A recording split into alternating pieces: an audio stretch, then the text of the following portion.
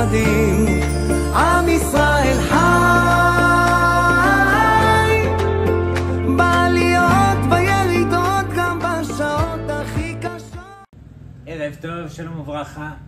Alors Rabotai, à quelques jours de Rosh Hashanah, on se doit encore une fois d'apprendre à réfléchir justement à ce grand jour qui fait dépendre toute notre année, toute notre vie. Comme on le sait, chaque année, on prend le temps de faire des drashot sur Chodesh Elul, ce mois qui est le mois de préparation justement à Rosh Hashanah.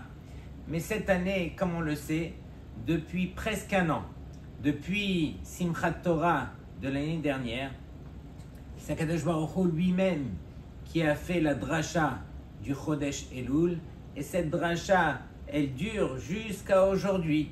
C'est-à-dire qu'on n'a pas besoin de réfléchir beaucoup. On voit ce qu'on a vécu cette année, combien malheureusement, combien de morts, combien de souffrances, combien jusqu'à aujourd'hui, on n'a pas idée des familles déchirées. Et Rabotai, encore une fois, c'est la drasha de notre Chodesh Elul que Akadosh Baruch Hu nous a livré. À nous de nous réveiller, à nous de réfléchir et de réaliser surtout que lorsqu'on était à Rosh Hashanah l'année dernière et qu'on était devant notre Marzor en train de prier, si on avait prié correctement, alors Vaddaï que Hachem nous aurait épargné tous ces malheurs. Et donc cette année, Be'ezrat Hachem, qu'on soit à la hauteur de pouvoir demander à Hachem, implorer à Hachem, Daï les tsarotenu, pour que Akadosh Baruch Hu soit mirachem sur tout le Ham Israël. C'est ce qu'on souhaite du fond du cœur. Dans tous les cas, Rabotai, il y a une halakha connue dans le Shulchan Aruch. Lorsque deux amis qui s'aiment, qui s'apprécient, qui ne se sont pas vus pendant au moins 30 jours, lorsqu'ils vont se retrouver, alors c'est évident qu'ils devront faire la bracha de Shecheyanu Vekiemanu Vegianu Lazemanazé. Cette bracha qu'on ne peut faire que lorsque on ressent la simcha.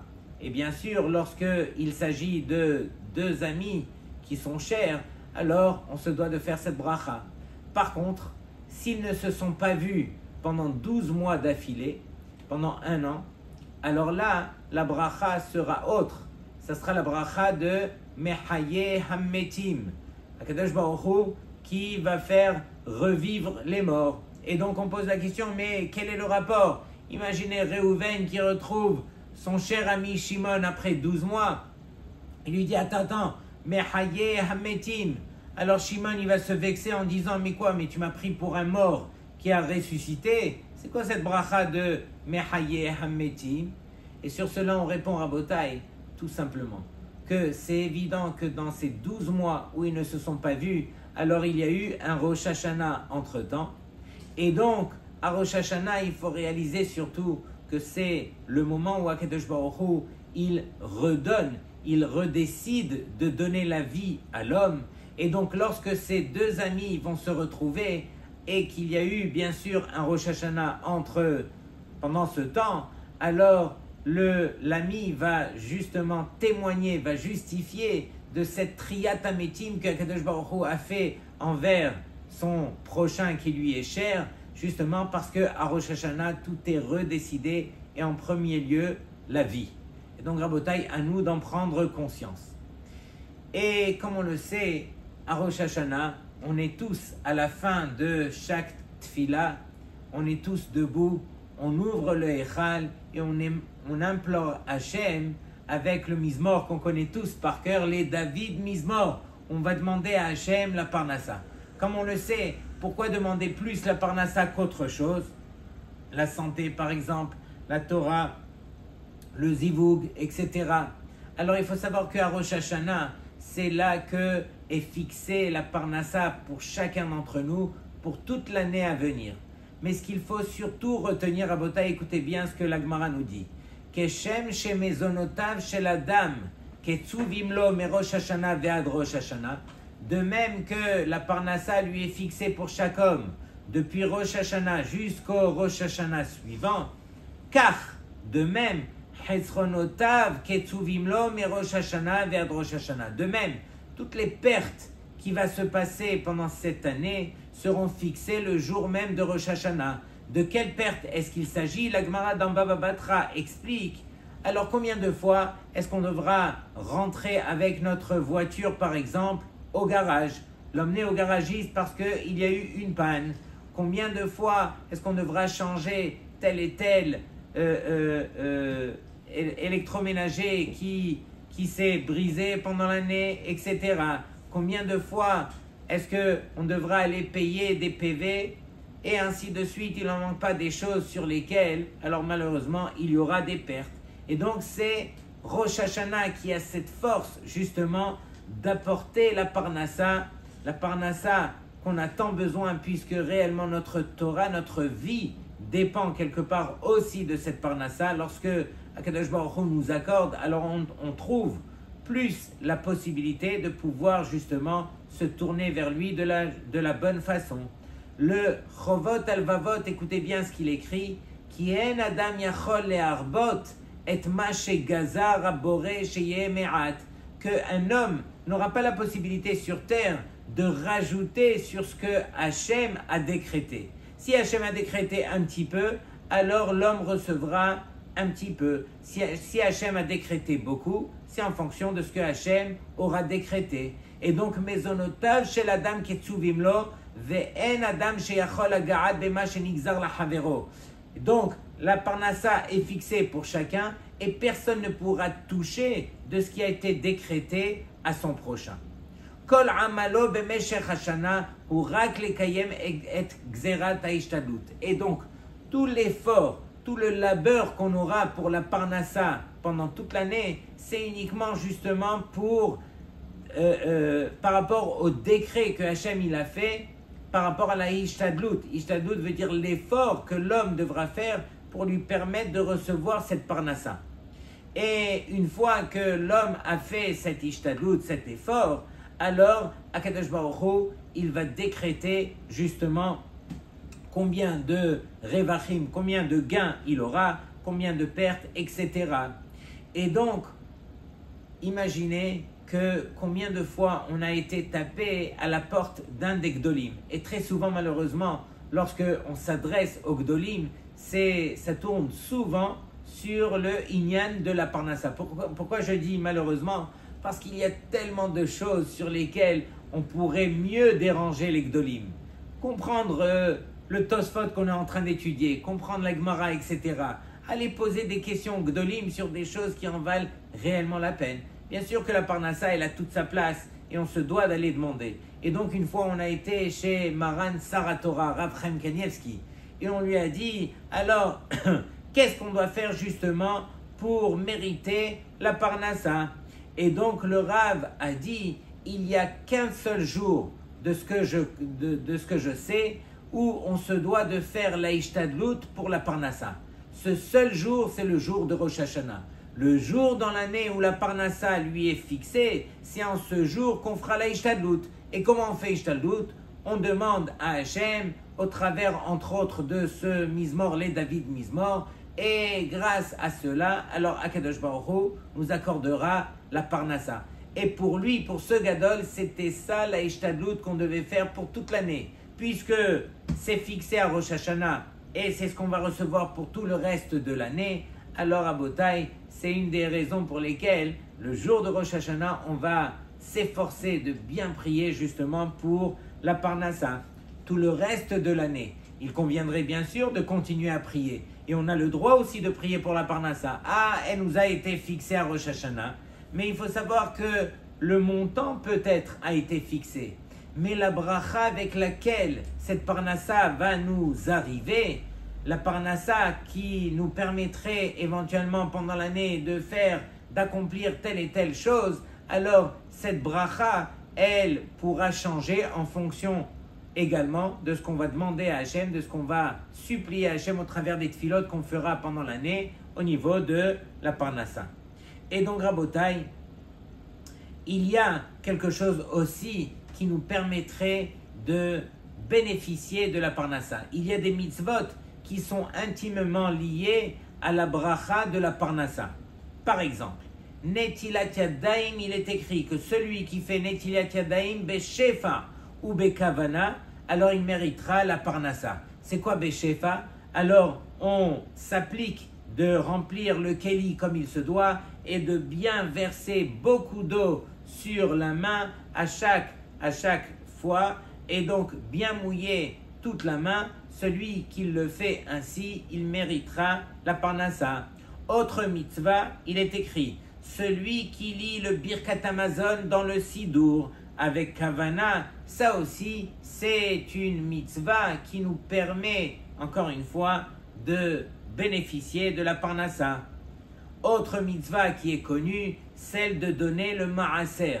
Maaser, c'est quoi? Lorsque on a des gains, alors on s'applique de donner exactement le 1/10 des profits qu'on a eus. Celui qui le fait de manière régulière, alors Akadosh Baruch Hu mavtiach lo, il lui promet qu'il aura de la parnassa beshefa. Pas juste de la parnassa, il va s'enrichir grâce à ce maaser qu'il va donner. Comme on le sait, Rabotai, il y a deux mitzvot qui concernent l'argent. Il y a la mitzvah du maaser et la mitzvah de tzedaka, qui sont deux mitzvot qui sont distinctes.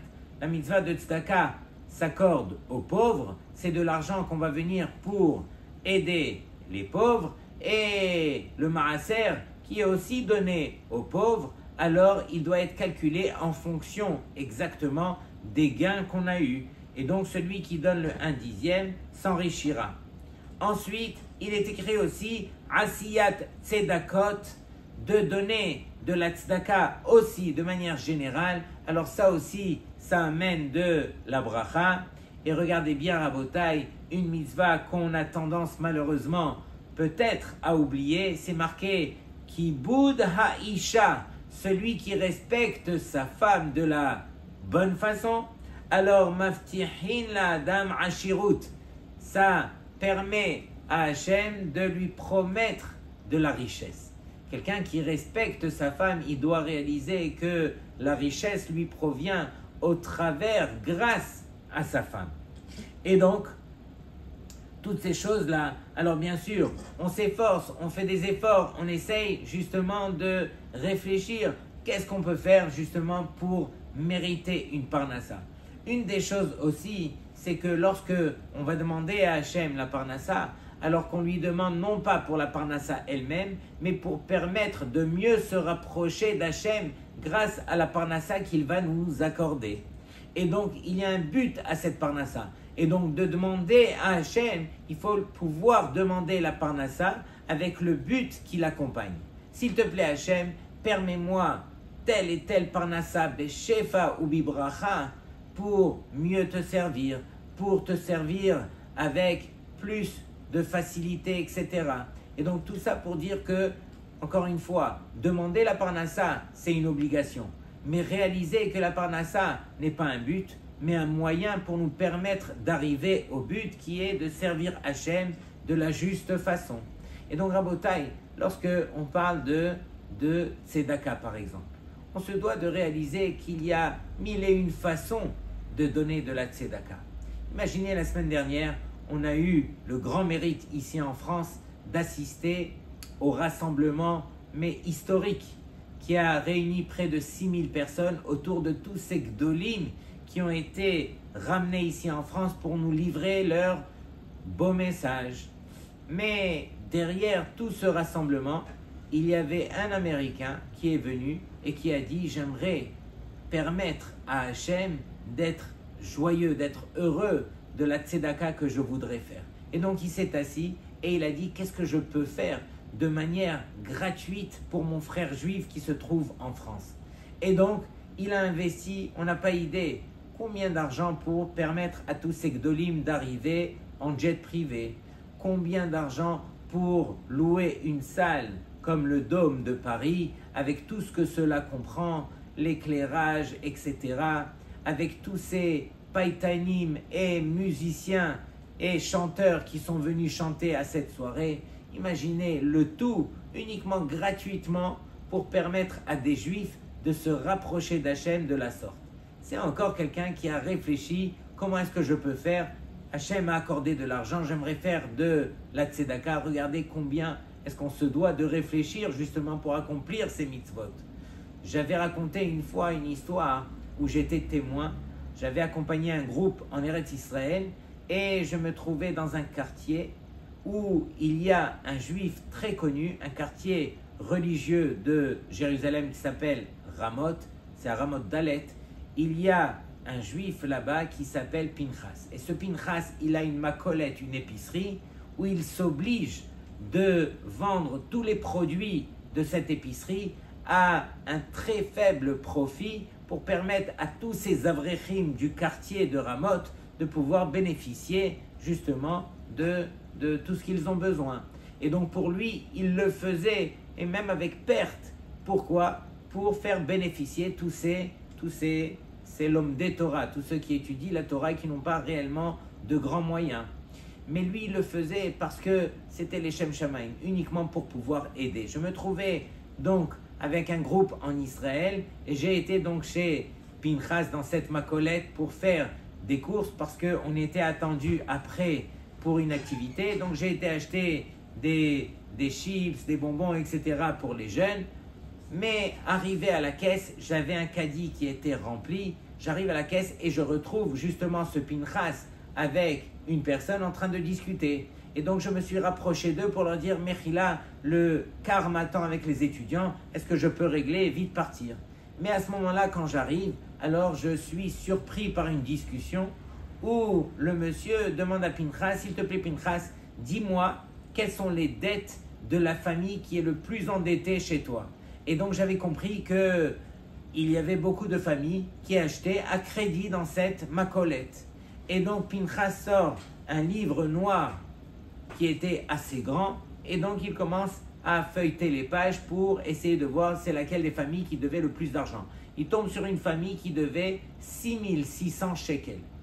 Et donc il lui dit c'est telle et telle famille. Il lui dit regarde, il a sorti son chéquier, il lui a fait un chèque de 6600 shekels et il lui a dit promets-moi de ne pas dévoiler à qui que ce soit et surtout pas à cette famille que j'ai réglé la dette. Maintenant on va leur dire que éventuellement ils peuvent revenir avec la tête haute à la macolette. Et juste à ce moment-là, Rabotai, il y a un des enfants de bas âge qui était rentré dans la macolette, qui a été envoyé bien sûr par ses parents qui n'avaient pas les moyens, qui était venu pour prendre du lait et du pain. Et donc Pinchas, il attrape le jeune garçon et lui dit « Mon chéri, va vite chez ton père et dis-lui qu'il n'a plus aucune dette ici à la macolette, il peut venir quand il veut. » Et donc Rabotai, j'ai vu un juif qui était venu, mais qui avait réfléchi. Qu'est-ce que je peux faire pour faire plaisir à Kadosh Baruch Hu? J'ai la possibilité de faire de la tzedaka. Mais le but, encore une fois, c'est de montrer à Hachem combien de cœur j'ai pour ta mitzvah que tu m'as ordonnée. Ok, il nous a ordonné de faire de la tzedaka par exemple. Mais quelle est ma part dans cette mitzvah? C'est ça ce que Hachem, il attend le plus. Rabotai, si on veut s'en sortir, et on a envie de s'en sortir sur le jugement de Rosh Hashanah, c'est montrer à Hachem encore une fois combien de cœur on est prêt à mettre, combien de tête, combien d'intelligence on est prêt à mettre pour faire plaisir à Hachem, pour servir Hachem de la bonne façon. Rabotai, Ktiva ve'hatima tova, que chacun se prenne en main, qu'on profite de ces derniers jours avant Yom Hadin pour se préparer correctement. Hatzlacha lekulchem. Kadosh Baruch